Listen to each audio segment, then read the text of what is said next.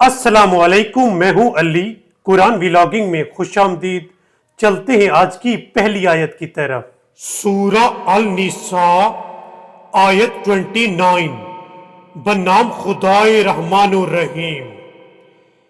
اے ایمان والو، تم آپس میں ایک دوسرے کا مال نہ حق طریقے سے نہ کھایا کرو، مگر یہ کہ آپس کی رضامندی سے تجارت کرو تو کوئی حرج نہیں ہے، اور تم اپنے آپ کو ہلاک نہ کرو، بے شک اللہ تم پر بڑا رحم کرنے والا ہے۔ اور جو شخص ظلم و زیادتی سے ایسا کرے گا ہم اسے جہنم کی آگ میں جھلسا دیں گے، اور یہ کام اللہ کے لیے آسان ہے۔ ناظرین، قرآن مجید کی اس آیت میں اللہ تعالیٰ نے حکم دیا ہے کہ اے لوگو، تم ایک دوسرے کا مال نہ حق طریقے سے نہ کھایا کرو۔ اگر کوئی شخص کسی کا مال نہ حق طریقے سے کھائے گا تو میں اسے جہنم میں جھلسا دوں گا، اور یہ کرنا میرے لیے آسان ہے۔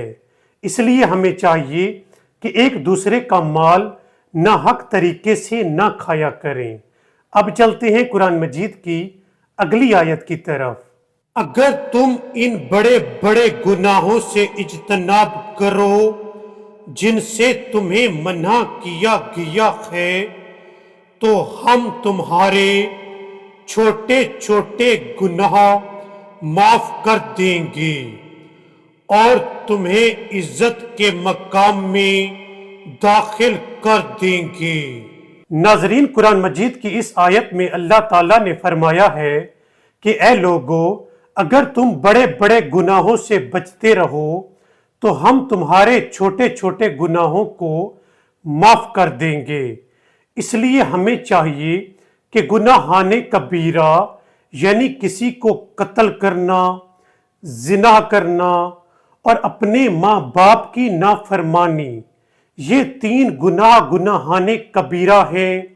اس لیے ہمیں چاہیے کہ ان گناہان کبیرہ کے نزدیک اپنی زندگی میں کبھی بھی نہ جائیں، کیونکہ یہ ایسے گناہ ہیں جن کی اللہ کے نزدیک معافی نہیں ہے۔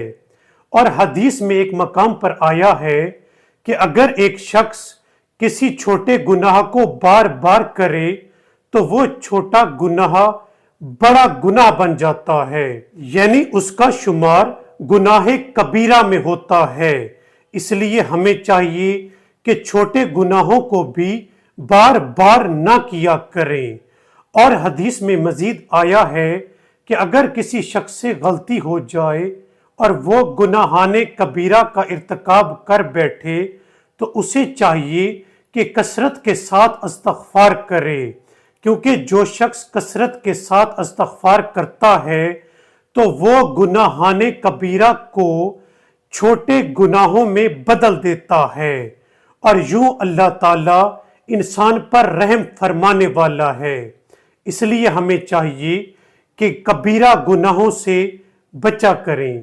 اب چلتے ہیں قرآن مجید کی اگلی آیت کی طرف۔ اور اگر تمہیں میاں بیوی کے درمیان ناچاکی کا اندیشہ ہو تو ایک منصف مرد کے رشتہ داروں میں سے اور ایک منصف عورت کے رشتہ داروں میں سے مقرر کرو۔ اگر وہ دونوں اصلاح کی کوشش کریں تو اللہ ان کے درمیان اتفاق پیدا کرے گا۔